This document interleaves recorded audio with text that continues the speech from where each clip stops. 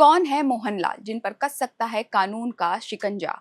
South cinema के सबसे बड़े सुपरस्टार्स में से एक मोहनलाल 15 साल पुराने हाथी दांत मामले को लेकर एक बार फिर से चर्चा में हैं। इस बार वजह है केरल सरकार की एमनेस्टी यानी माफी योजना, जिसके तहत मोहनलाल ने वन विभाग के सामने 10 हाथी के दांत और हाथी दांत से बनी 13 मूर्तियों की घोषणा की है। आखिर क्या है पूरा मामला, ये विवाद कब शुरू हुआ, कोर्ट ने इस पर क्या कहा और अब डीएनए टेस्ट को लेकर चर्चा क्यों हो रही है, आइए बताते हैं हम आपको अपनी इस खास रिपोर्ट में। मलयालम फिल्मों के दिग्गज अभिनेता मोहनलाल ने केरल वन विभाग के सामने 10 हाथी के दांत और हाथी दांत से बनी 13 मूर्तियों की जानकारी दी है। इन मूर्तियों में भगवान श्री कृष्ण, भगवान राम और तिरुपति बालाजी सहित कई धार्मिक प्रतिमाएं शामिल हैं। रिपोर्ट्स के मुताबिक इन सभी मूर्तियों का कुल वजन करीब 46 किलोग्राम है। मोहनलाल ने यह घोषणा केरल सरकार की एमनेस्टी स्कीम के तहत की है। इस योजना के जरिए ऐसे लोग जिनके पास पुराने समय से वन्य जीवों से जुड़े प्रतिबंधित अवशेष हैं, वे उन्हें सरकार के सामने घोषित कर सकते हैं। लेकिन इस घोषणा के साथ ही 15 साल पुराना हाथी दांत विवाद एक बार फिर से सुर्खियों में आ गया है।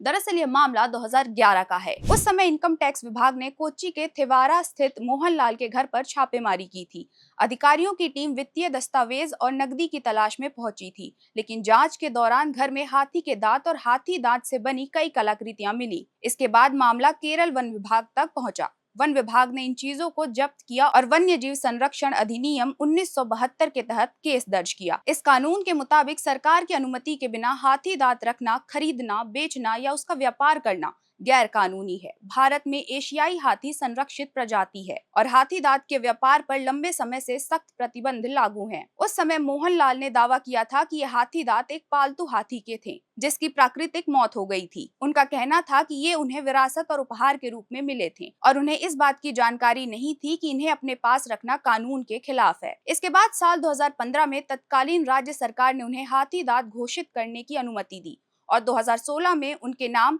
ओनरशिप सर्टिफिकेट भी जारी कर दिया गया। हालांकि इस फैसले पर सवाल उठे। वन्य जीव संरक्षण से जुड़े कार्यकर्ताओं और पूर्व वन अधिकारियों ने सर्टिफिकेट को अदालत में चुनौती दी। इसी बीच मोहनलाल ने भी पेरुम्बावूर कोर्ट के आदेश के खिलाफ केरल हाई कोर्ट का रुख किया, जहां उन्हें लंबे समय तक अंतरिम राहत मिली। उन्होंने 2016 और 2019 में राज्य सरकार से केस वापस लेने की मांग भी की, लेकिन 2023 में यह मांग खारिज कर दी गई। फिर 2025 में इस मामले में एक अहम मोड़ आया, जहां केरल हाईकोर्ट ने मोहनलाल को जारी किया हुआ ओनरशिप सर्टिफिकेट अवैध घोषित कर दिया। कोर्ट ने कहा कि सर्टिफिकेट जारी करने की प्रक्रिया कानून के अनुरूप नहीं थी। हालांकि हाई कोर्ट ने मोहनलाल के खिलाफ सीधे मुकदमा चलाने का आदेश नहीं दिया।